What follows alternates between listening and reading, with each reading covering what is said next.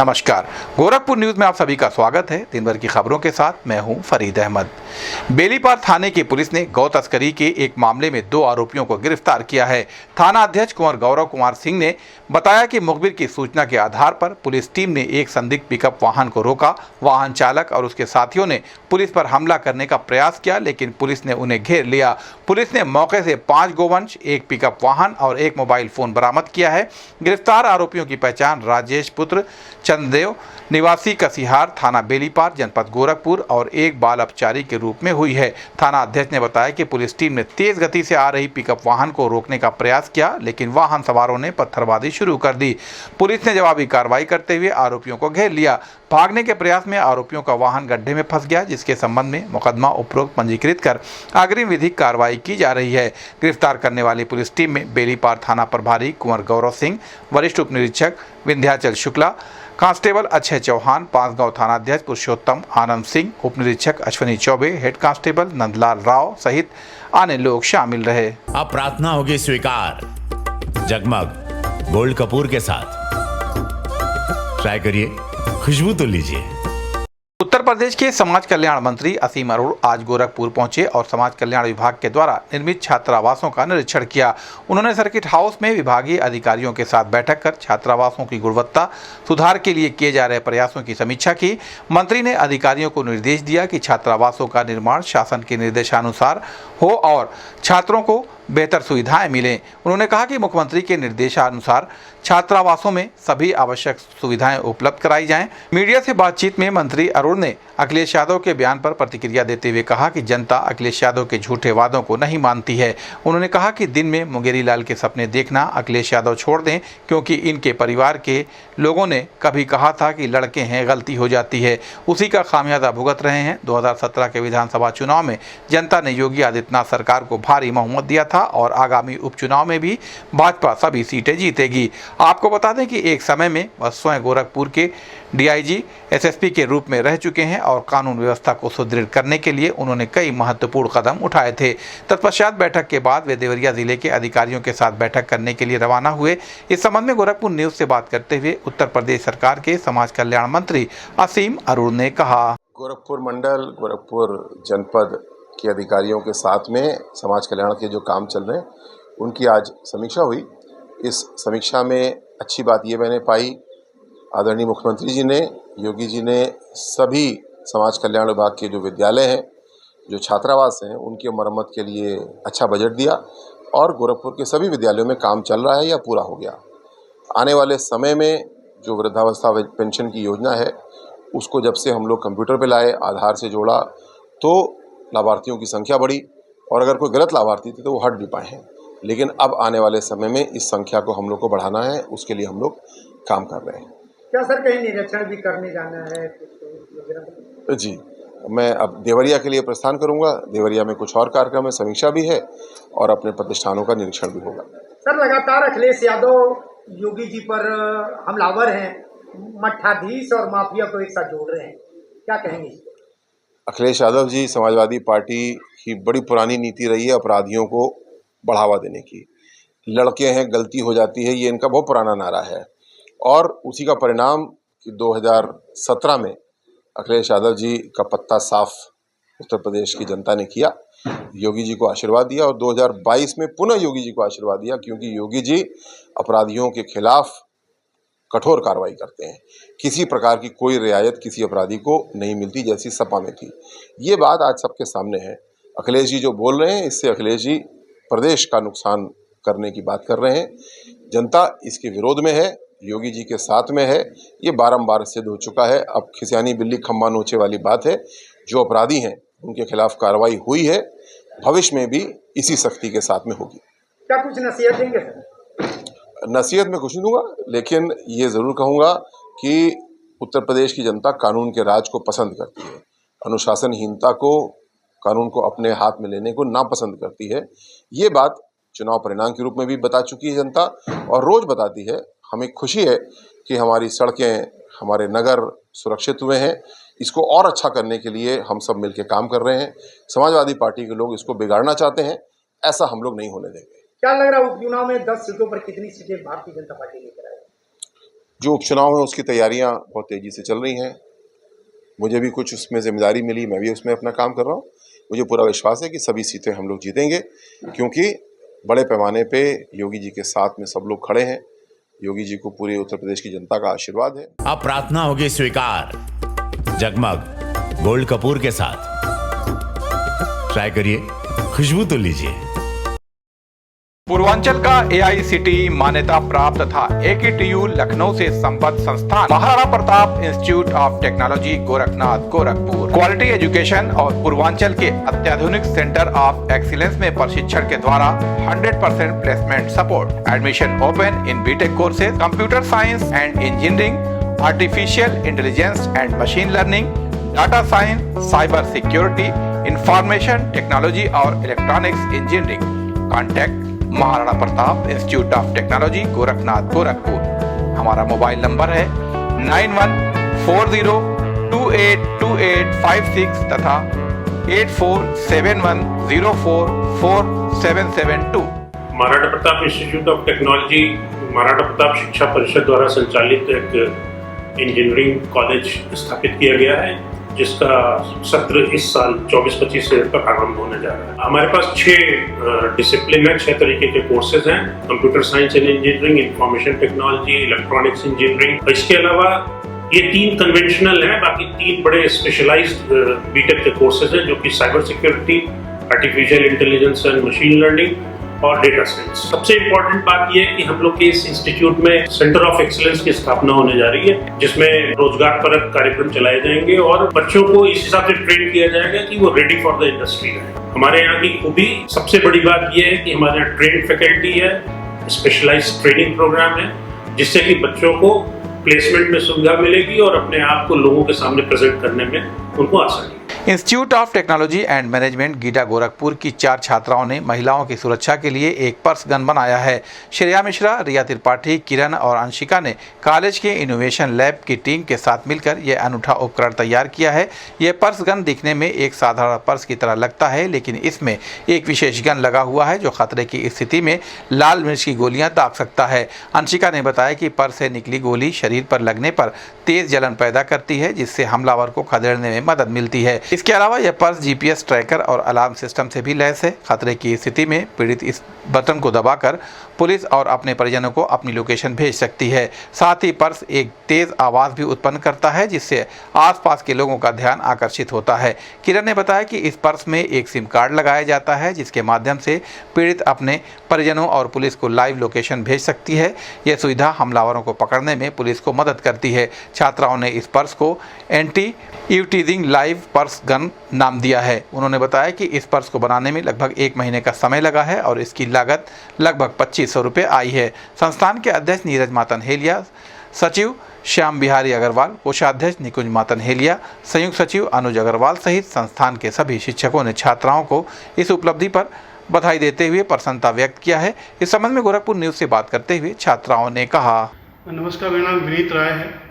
हमारे यहाँ ITM के बच्चों ने इंजीनियर्स डे के उपलक्ष्य में, जो 15 सितंबर को मनाया जाता है, एक ऐसा पर्स बनाया है जिससे वो अपनी सुरक्षा कर सकते हैं।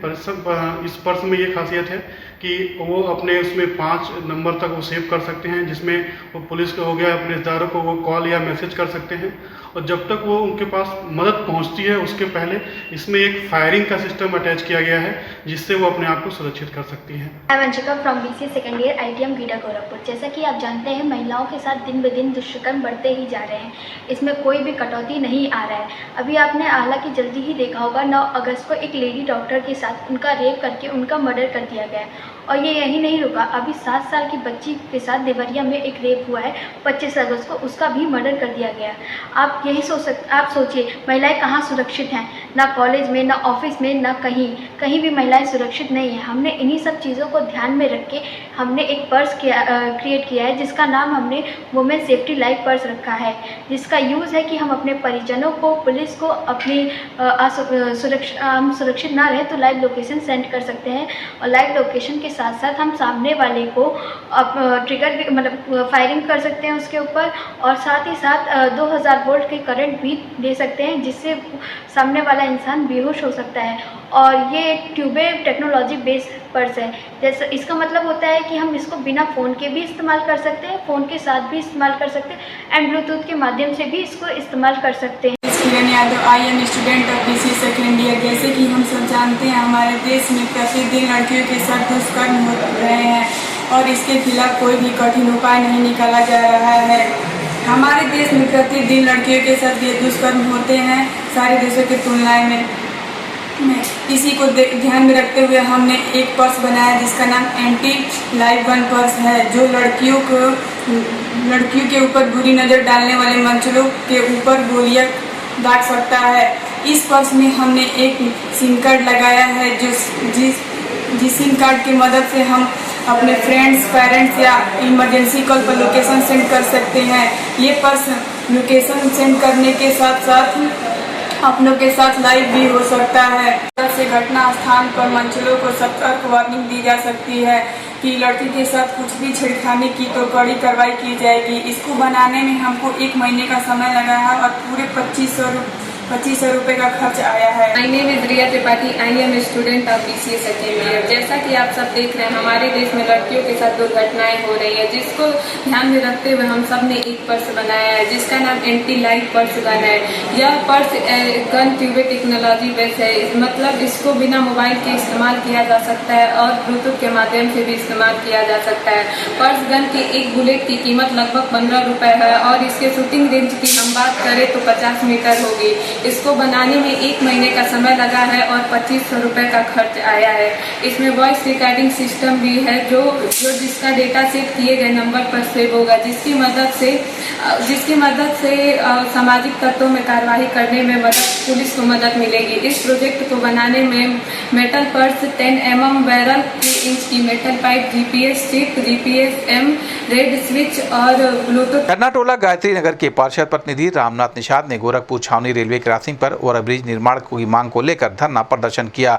निषाद ने बताया कि छावनी रेलवे क्रॉसिंग पर प्लेटफॉर्म नंबर 9 से कैंट स्टेशन के प्लेटफॉर्म नंबर 1 तक 4 पहिया वाहनों के लिए एक संपर्क मार्ग बनाने की आवश्यकता है।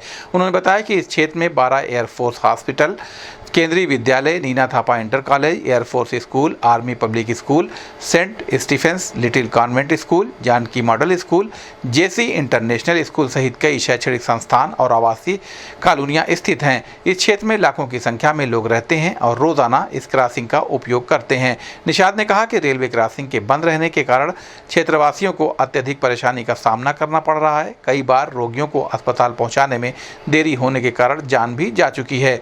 स्कूली बच्चों को भी रेलवे लाइन पार कर स्कूल जाना पड़ता है, जिससे उनकी सुरक्षा खतरे में रहती है। इस समस्या से रेल प्रशासन भली भांति अवगत है, लेकिन अभी तक कोई ठोस कदम नहीं उठाया गया है। उन्होंने मांग की कि जल्द से जल्द इस क्रॉसिंग पर ओवरब्रिज का निर्माण किया जाए ताकि क्षेत्रवासियों को राहत मिल सके।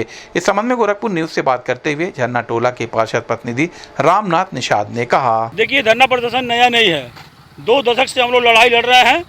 यहाँ क्रॉसिंग जो अभी आप देख रहे हैं, रेलवे जा रही है, गाड़ी जा रही है रेल, यहाँ पर क्रॉसिंग है। क्रॉसिंग की वजह से यहाँ पर आए दिन लोगों की मौत होती है।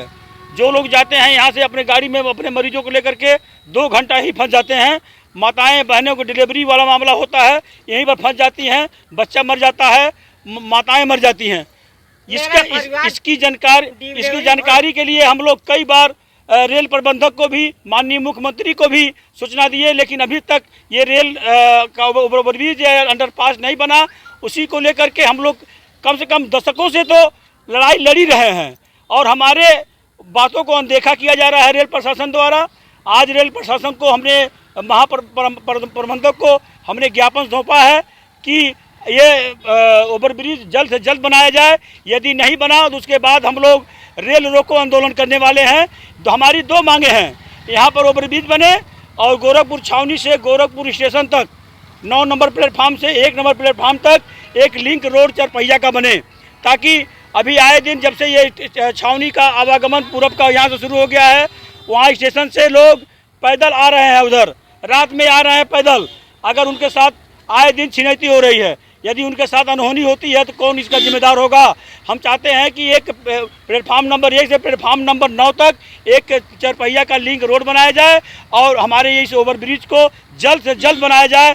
नहीं तो अभी तो हमारे वार्डवासी आक्रोशित है ही, अगर इसके बाद आक्रोशित होंगे तो महासंग्राम होगा। यहाँ पर ये रेल चक्का जाम होगा। अगर 300 लोग ट्रेन पर सो जाएंगे, अगर रेल प्रशासन चाहेगी तो हमारे ऊपर ट्रेन को चला करके हमारी हत्या कर देगी, वो भी मंजूर है। लेकिन ये मंजूर नहीं है कि हमारे बच्चे ट्रैक को पार करें। जब स्कूली बच्चे, हमारे नन्हे मुन्ने बच्चे ट्रैक पे खड़ा होते हैं तो क्या रेलवे प्रशासन नहीं देखती है? हमारे बच्चों का जान चला जाएगा तो क्या रेलवे प्रशासन जिम्मेदार होगी? आज हम उसी की मांग को लेकर के यहाँ पर धरना प्रदर्शन किए हुए थे। क्या नाम पड़ेगा? मैं रामदास निषाद हूँ, पार्षद पति, वार्ड नंबर 18, गायत्री नगर, झंडा टोला। जनपद के विभिन्न क्षेत्रों में इस्लाम धर्म के पैगंबर हजरत मोहम्मद साहब के जन्मदिन के मौके पर जुलूस मोहम्मदी निकाला गया। नारमल स्थित दरगाह मुबारक खां शहीद आस्थाने से इकरार अहमद के नेतृत्व में निकला यह जुलूस नारमल, घंटाघर, रायगंज, हांसूपुर, तुर्कमानपुर होते हुए पुनः आस्थाने पर संपन्न हुआ। जुलूस में हजारों की संख्या में लोग शामिल हुए और पैगंबर मोहम्मद सल्लल्लाहु अलैहि वसल्लम के नाम के नारे लगाए। इस्लामी झंडे लेकर बच्चे, बुजुर्ग और युवक सभी उत्साह के साथ जुलूस में शामिल हुए। आदर्श हीरो मोटर्स के डायरेक्टर हाजी खुर्शीद आलम खान और सदर इकरार अहमद ने मोतीराम अड्डा में जुलूस में शामिल लोगों को फल और मिष्ठान वितरित किए। इस दौरान चौकी इंचार्ज आलोक सिंह दल बल के साथ मौजूद रहे।